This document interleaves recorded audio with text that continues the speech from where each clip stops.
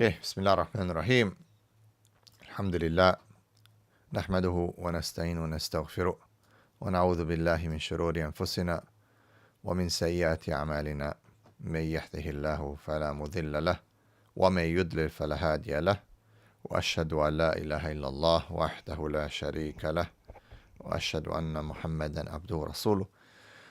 Assalamu alaikum wa rahmatullahi wa barakatuh, everyone, and welcome to quick live Q&A today, trying to keep the ball rolling, and a quick update that indeed we are still shadow banned. Alhamdulillah, we are shadow banned. As always, it's been years now. It's been 4 years almost now that I'm actually looking at it. It's been actually 4 years. But now we're also demonetized and it's not working anymore. Alhamdulillah, but you can always, guys, still, and I'm going to put it here on the screen, you can support the dawah by contributing. And we're actually going to be moving towards removing the Patreon and going to our Stripe, just because Patreon takes too many fees, and maybe that's why people are a little bit uncomfortable with doing that. So let us start, inshallah. We're going to keep it to about 45 minutes today, but I want to make sure we have a continuous weekend Q&A where people can ask their questions, inshallah. So you can put them on the chat. We're always trying to bring about this mental health issue. Why? Because as a counselor, I see this as one of the greatest challenges to our ummah. Why? Well, we're supposed to be so strong mentally, where we have our aqidah, we understand Islam, supposedly, and we're supposed to focus. We find yet very strong physical, even financial people really having a very, very hard time with mental health. And that is because I would say, number one, the society that we're living in. It's a very accelerated society. There's just a lot of things that are taking place, and I don't think our brains can match that amount of stimulation. Okay. Second of all, I believe it's the social media. I really, if you ask me, like, one of the main reasons, it is social media. 100%. Okay, 100%. Now, so it affects us, and you need to develop different strategies to know how to deal with this. It's not enough to just say, oh, you should be a good Muslim. Of course, if our iman was strong enough, we should be able to manage anything. The question is our iman strong? How is it linked to the previous points that I mentioned? Well, because most of us are on social media. Social media definitely weakens your iman. When you have weak iman, then you have weak mental health, isn't it? Bismillah. It's morning here, just having the morning coffee. Alhamdulillah. So that's kind of how it works, guys. You can't just be like, have strong iman. But why don't you have strong iman? Because I'm going outside and I'm surrounded by all kinds of fitna. Now, I'm not blaming that. But come on, let's be honest. That's why Islam not only governs your internal relationship with Allah and personal relationship with Allah, it also governs the external ones of others around you as well as society. Why? Why are we not like Christians, that we just whatever we want, whenever we want, however we want, we don't infringe upon other people? Because, well, it's not about us infringing upon other people only, but it's other people infringing upon us.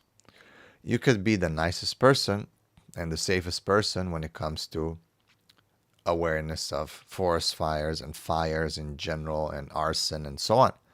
Yet if the whole city or neighborhood burns around you, well, guess what? You're going to get some heat, the least, if not get burnt, right? So that's why Islam regulates the outside as well, because no matter how good you are, you will get influenced by what's going on around you.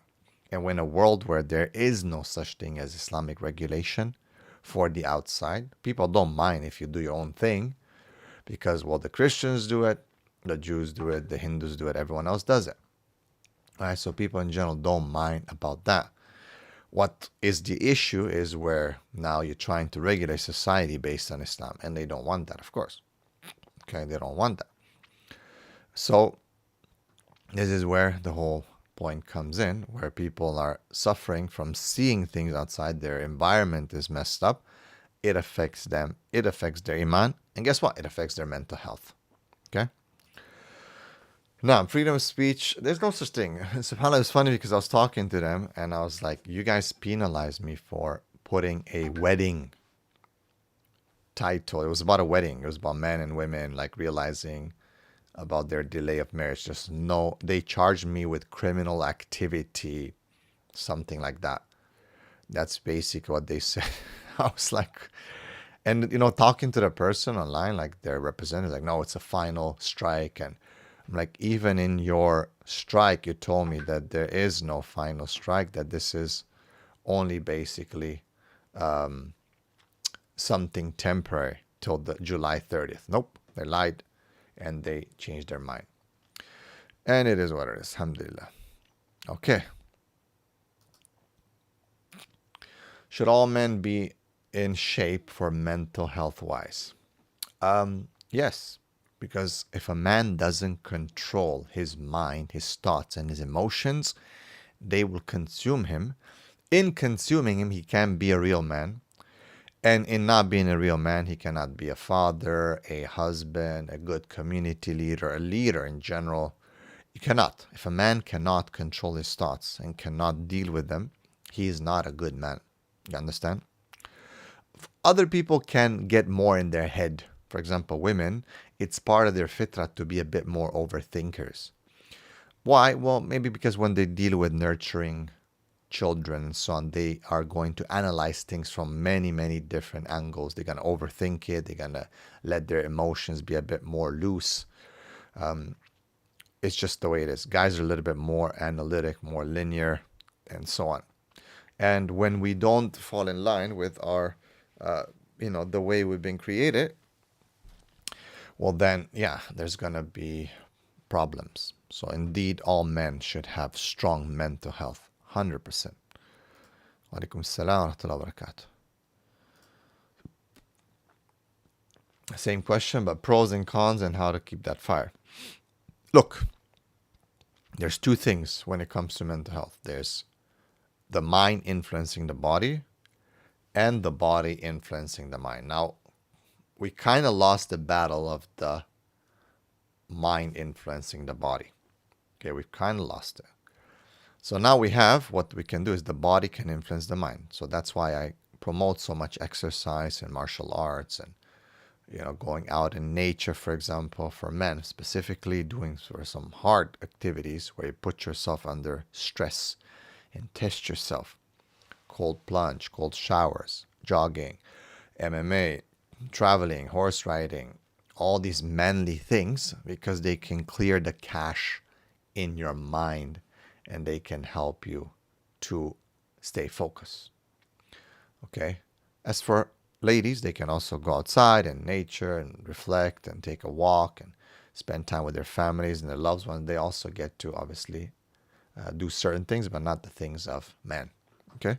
If you guys are watching now, for me to take a quick break before I go to the next questions, please, as we are not monetized anymore, please consider to go to the website, patreon.com/Jalromani, to make a monthly contribution, inshallah, to the dawah. We are going to switch soon towards Stripe, but right now, please do that, inshallah, for whatever we can, because we're not monetized. You guys can add a $5, $3 monthly contribution. That's recurring. It can help us a lot in our dawah, alhamdulillah. Okay, so please, that's the on the screen, that's the address. You can click on it, I believe, and you can, inshallah, help us. And your help is really, really very, very important. Really important for our work, because it allows us to continue to be independent, to take time out of my, daily work and dedicate some more time, of course, towards the videos and the dawah. Alhamdulillah. All right. Alhamdulillah, I am very good. Alhamdulillah. Okay, so brother Anand says, I had a question. Is red light therapy for men halal in Islam? I saw it on Tucker Carlson's documentary, The End of Men. Please watch it.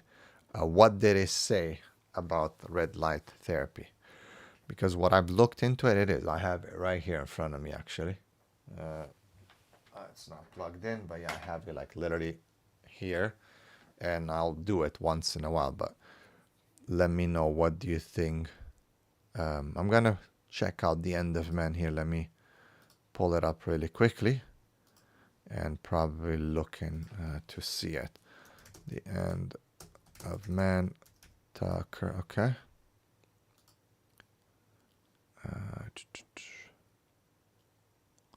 Okay, I'm gonna check it out, inshallah. The End of Men, Tucker Carlson, right? And see what it's about. If you guys remember, I used to talk about this one documentary called what was it called? It was about plastics and how, the disappearing male. Yeah, the disappearing male. Now, so brother who's asked the question, this brother, please let me know, what does it say about red light therapy? Let's discuss it. Now, all right, let's get back to the questions. And again, Jazakallah khair for those who are joining. MZM says, if a brother says in a marriage meeting he has mental health issues, what should we consider as a sister? Like anything to ask, consider. Look, I work with men with mental health. I know how difficult it is, and I'm not trying to cut it down on the brothers. But personally, if a brother says he has mental health issues, I would advise the sisters to not take upon that marriage. Why? First of all, it's like a CEO saying, let's say he's the CEO of a marketing company, and he comes and says, I am the CEO, come join me, leave everything you have, work for me, take a leap of faith. But by the way, I kind of failed my CEO courses and my marketing courses, but I'm still doing it, right? Would you sign up for that type of company? Probably you wouldn't. Okay? Why? Because he is the leader and the CEO. And if he has no clue about marketing and he's failed his marketing exams, how do you expect him to lead you? So the same thing in a marriage. If a brother doesn't have his mental health wrapped properly, he's most likely going to cause a lot of problems. So I would advise sisters, again, I work with men with mental health. I'm trying to help them to get out of that hole. However, I would advise sisters to not jump in. Actually, I would advise them to assess men based on that, to assess men based on mental health if they have any issues like that. And if they do, if the men do, I would tell the sisters to excuse themselves from that marriage prospect.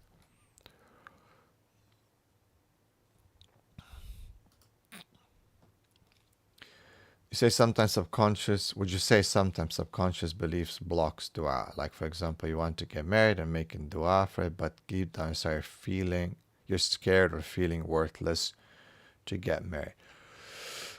Yeah, I think if you don't make dua with conviction, for example, that Allah can do this for you, that, yeah, you're basically blocking yourself. Because I think, if I remember correctly, one of the stories of Musa alayhi salam,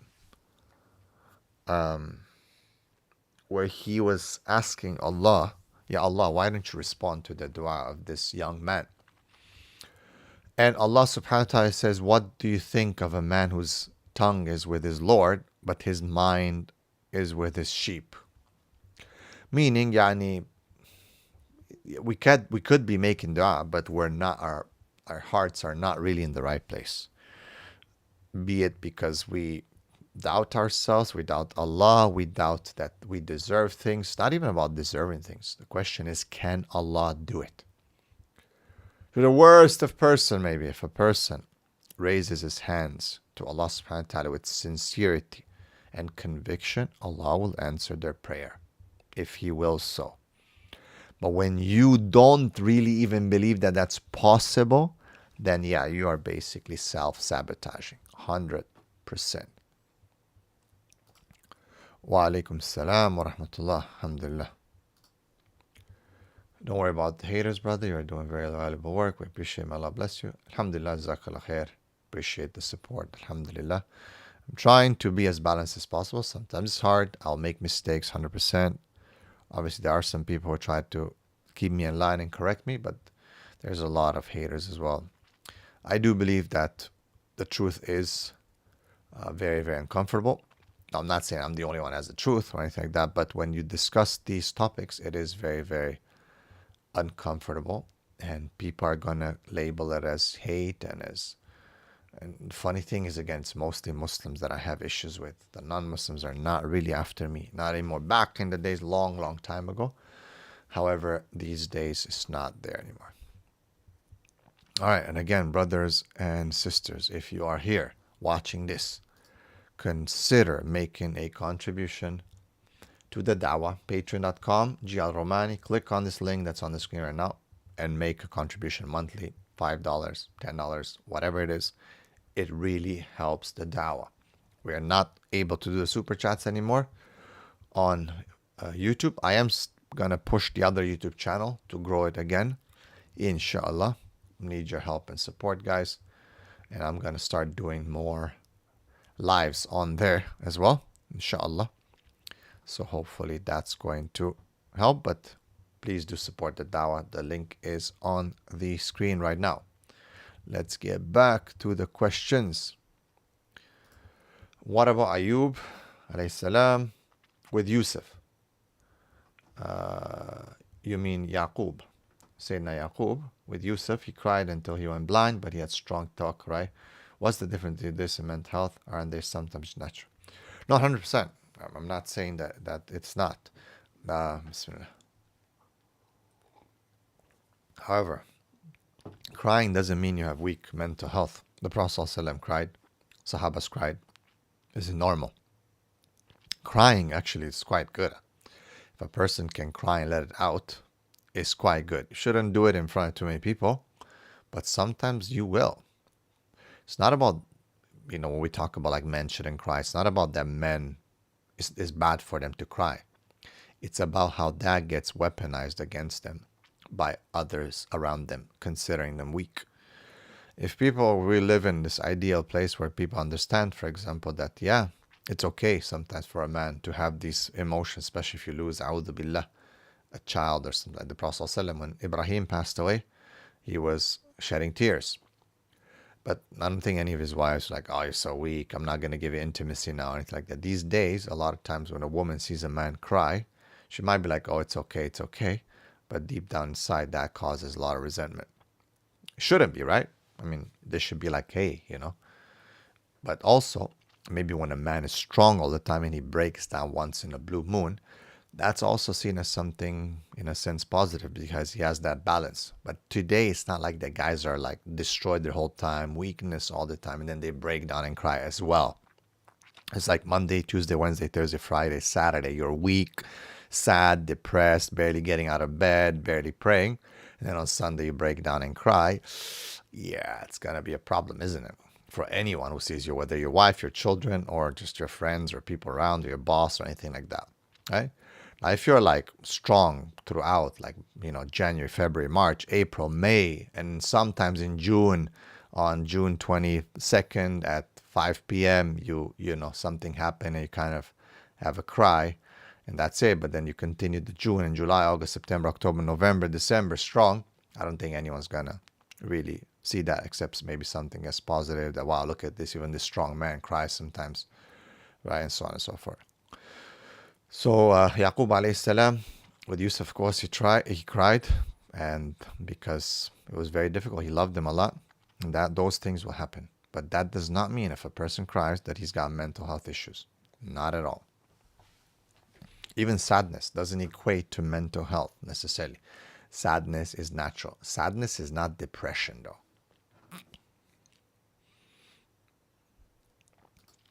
Okay, Ryan says, how can you notice while vetting whether a woman is mentally influenced by social media or dramas?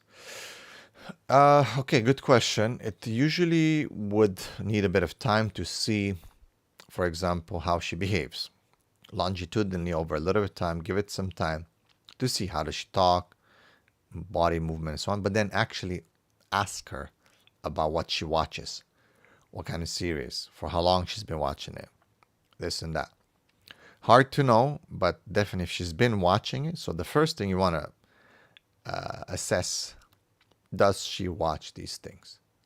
Where she says, yeah, it's kind of like I get bored and it's just for entertainment. Like I don't really believe in these things. Do believe that she's going to be influenced. Why? Because by nature, people are easily influenced, especially women. So she will be influenced. Men get influenced as well, but it's not as much as women. We're a little bit more stubborn, if consider that good or bad. But bottom line is, yes, first you have to assess, does she actually watch it? No. Are addictions categorized as mental health issues? They are. Addictions are in line with mental health issues because of how they connect to so many of these issues and how it causes depression, anxiety, and so many things that are from addiction itself. You kind of lose track of your desires, of your mental capabilities. For example, a lot of addictions are also associated with what's called khamr. And khamr, from the word khimar, is because it covers your head, it covers your mind. It changes your mind. And that's why khamr is forbidden, because it alters your state of mind. Now, khamr is also an intoxicant that is addictive. You understand? So addiction, it takes a toll on your mind because you cannot control your mind properly. Okay?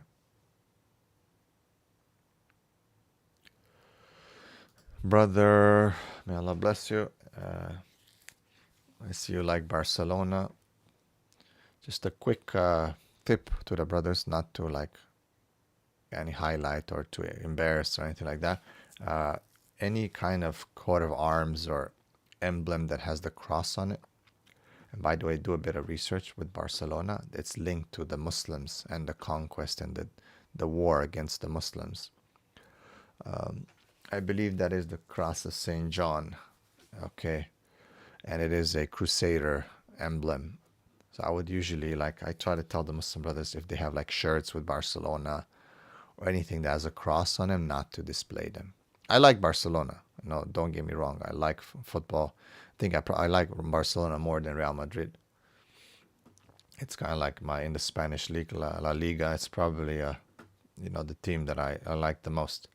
I don't watch necessarily. Sometimes I watch highlights here and there, but I would advise people to not put the cross and their emblems that have the crosses on. Inshallah, Allah knows best.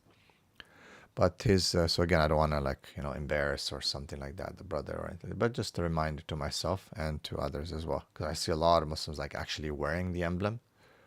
Okay, maybe putting that here and there. It still has the cross. I would say don't, but for sure, guys, don't wear it on your chest or anything like that. How can someone deal with purity, impurity, waswasa? The best way to do it is by ignoring the repeat cycle. Don't get into doing things over and over and over again. Ignoring. Okay? It's OCD. Okay? It's OCD. And just don't be so pure. Okay? That's basically my advice. In the simple terms, don't be so pure. Don't give in to your mind to tell you to keep doing it, keep doing it, keep doing it. Just don't be so pure. It's okay. It'll be fine. Allah knows that you're doing your best, inshallah. Now, don't not do wudu or anything like that. Do your best, but only do it once and don't repeat it many times and ignore. Like if it tells you go back, do it again, use more water, no, don't do it. Okay? Response prevention in the terms of counseling is called response prevention. It's a part of cognitive behavior therapy, and it's very, very effective. All right, guys, if you're watching this, please decide right now to support our dawah. On the screen, you have the link to support our dawah, $3, $5 a month. We're not monetizing more, so on this link, you can actually support dawah monthly I mean, this is like what, a coffee? Speaking of coffee, right? One cup of coffee is like what, $3? You probably, so most people buy something like that every day, once a day. Sometimes people spend more than $3, $4, $5 per day on just like snacks and stuff like that. Cut one day and just add it to the dawah, inshallah. What your money, bismillah, will allow us to continue to do dawah, continue to make these live broadcasts. I do, obviously, for those who know, that I have a ongoing daily job, and I take time from my job to do these videos, to respond to people. Obviously, I'm not very popular with your default cultural expectations in the West. I'm not very invited to lessons and lectures. Yesterday there was a big conference here in my city. Definitely, I'm not going to be on their roster, okay? Because they don't want people who say politically incorrect things. Now, I don't get into politics necessarily too much. For those who know me, I do believe it's important, but I do believe that there are people who are much more knowledgeable than me who can do that, and they do it. And alhamdulillah, they do it amazing and much better than me. I usually stay within my line of work, which is mental health, masculinity, femininity. But what's politically incorrect for them is my approach when it comes to gender roles and where women should be specifically and where men should be. They blurred those lines. They want to interconnect those two and mix them and cause confusion. For me, I'm trying to clarify those lines based on the Quran Sunnah, and that, of course, is politically incorrect for them. They don't want to hear hadiths such as, for example, لن يفلح قوم, a nation will not succeed if they put a woman in charge of their affairs. وَلُّ أَمْرُهُمْ إِمْرَأ, or كما قال عليه الصلاة والسلام, right? So very famous hadith. They would not like, no one talks about these things. Now, it's not to put women down or anything like that. It's that they have their charges somewhere else. Okay. But see, that's what they want to do. They want the man to get pregnant, and they want the women to be presidents, right? This is how stupid it is. Now, obviously, someone who fights these things is going to be ostracized, blacklisted, and definitely shadow banned. So consider on this website that's put here on the screen, this address, just click on it. $5, $3 monthly helps us to continue this work. Really big help. Appreciate it. Let's go back to the questions. Islam says, do you advise marrying while studying? And by the way, guys, we have 15 minutes left because then I have work. I have to get to work. My work schedule is quite busy, and yesterday is Saturday, and I have 3 meetings coming up. Alhamdulillah. All right, so do I advise marrying while studying? How can young men know if they're ready or they have to get better in terms of personality health? Good question. I do advise people to get married early, but they have to have some direction. They have to be on a path. They have to have some possibilities, opportunities. When I got married, I was in university, second, third year. I was working in the lab. I was doing research. I was getting paid. I had my own place in a sense, or getting my own place. And I wasn't making a lot of money. Okay, that's no way. I was kind of barely making it. But alhamdulillah, I was on a path. I was showing that I can do it. I was bringing in income. So the father of my wife looked and says, okay, like, he's doing stuff. He's also involved in a community. At that point, I was already working for the Islamic Social Welfare Association as a counselor and as a social worker. And you're talking here about like good 20 years ago, maybe more, 21 years ago. So yeah, I mean, you have to have something. You can't just have nothing and then go and be like, hey, I want to get married. I know that you're young and you need to 100% get married as soon as possible, have some qualifications. Now, in terms of personality health, I've already discussed this, guys, in the Muslim Alpha and in all my lectures. I always tell people what they need to do in terms of personality, but even more so, you're going to have certain not abstract, because personality, health, all these things sometimes can be hard to prove them. Oh, look, I have a good personality. What are you going to go tell your dad that? What they want to see is concrete things. Does he have a job? Does he have the ability to provide, to take care of my daughter, and so on and so forth, right? So certain things that can be measured, those are the things that fathers are going to look for when they're going to give up their daughters. And again, because brothers and sisters, we're doing this work, please, I know I'm being a little bit annoying, but please continue to like and share this video so more people can see this, okay?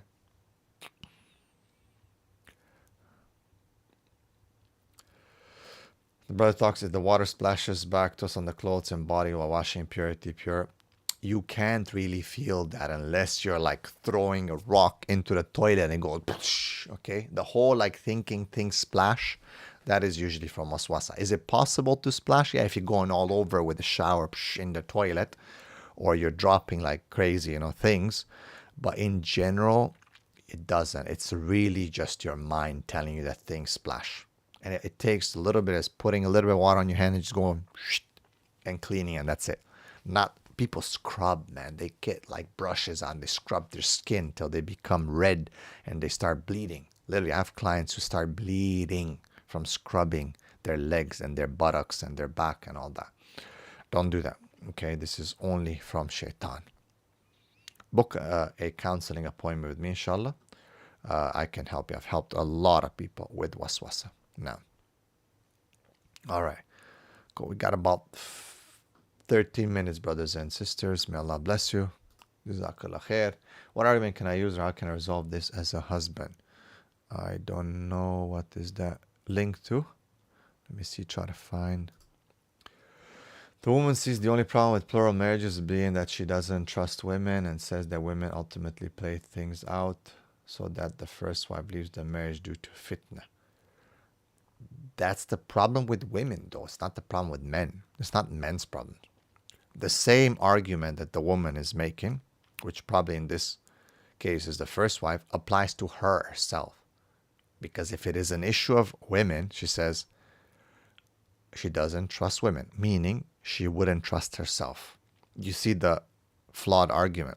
I agree with the sister. Sisters are going to try to price out each other. That's just part of their fitrah. They will have competition. They will try to price out each other when it comes to marriage. Believe it or not, when it comes to polygyny, a lot of it is not about the man being with another woman. It's about whether the other woman is prettier, whether she's going to take some of the resources, whether the man is going to love her more or being attracted more to her. A lot of the issues when it comes to accepting polygyny or rejecting it is linked to woman versus woman. Jealousy, competition, how they feel towards each other. They're not going to admit that, but in general, for those who have passed that denial position, women that have worked with us over the years, a lot of mature women, alhamdulillah, that admit it. Now, just like this sister, most women will not come and say, oh, it's an issue of women and women ultimately play things out. A lot of women will never say that. Like, no, we love each other. Women should support each other.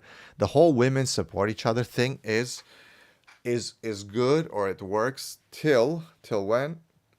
Till the two women have to be in proximity and competition with each other for a job, for a man, for resources. All women say that they support each other, that women should empower each other. This whole women empowerment is a farce. Women don't empower each other, trust me. Illa ma rahim rabbi. Of course, only the one that Allah subhanahu wa ta'ala has mercy on, and she has strong deen.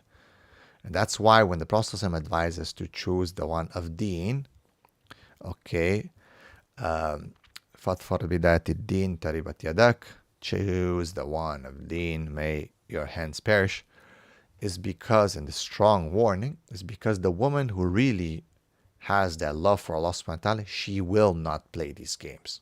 She is a jewel. She is a gem. She is the greatest gift that a man can maybe receive when it comes to this. But it's all linked to her deen, though, if she really internalized and believes strongly in the deen. As for the other ones who talk about female empowerment, who don't really care about the deen, they just basically want to be out there on social media, the whole female empowerment is a farce. The whole women coaching each other is a big fallacy and a big lie. They don't. They'll coach each other as long as they can make money off each other, as long as sometimes they can corrupt each other's marriages because they themselves are in a bad position and they want to take down people with them.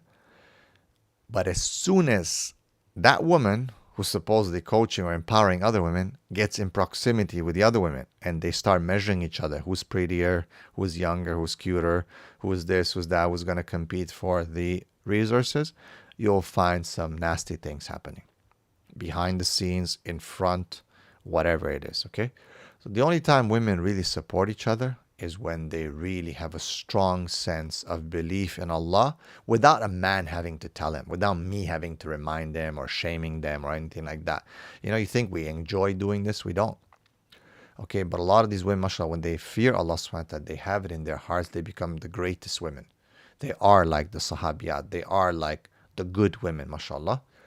But so this whole argument is flawed. Why? Because it applies to her as well.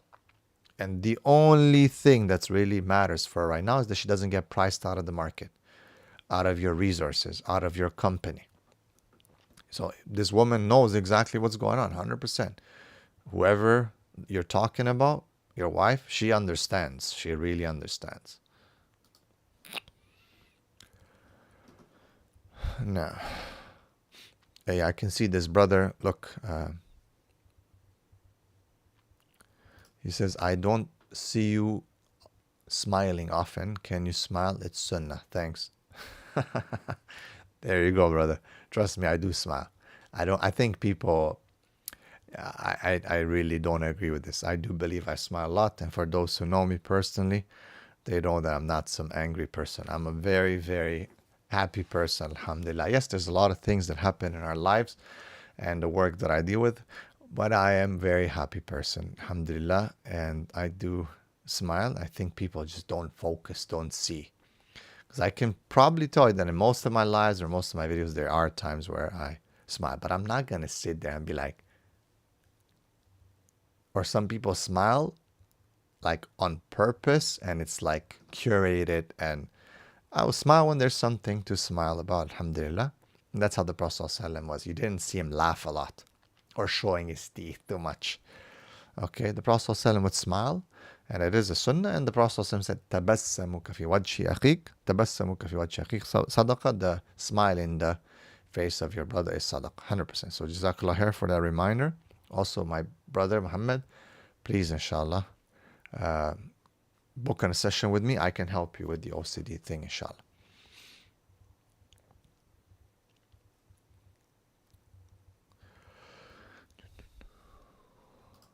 Realistically, how much money minimum should you have before getting married? It's about monthly, depend where you live.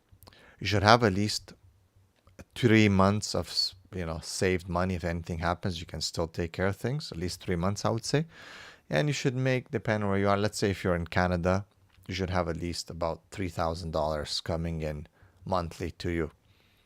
3,000 Canadian dollars, 2,800, 2,500 to 3,000 Canadian dollars. If you're in America, maybe $2,500.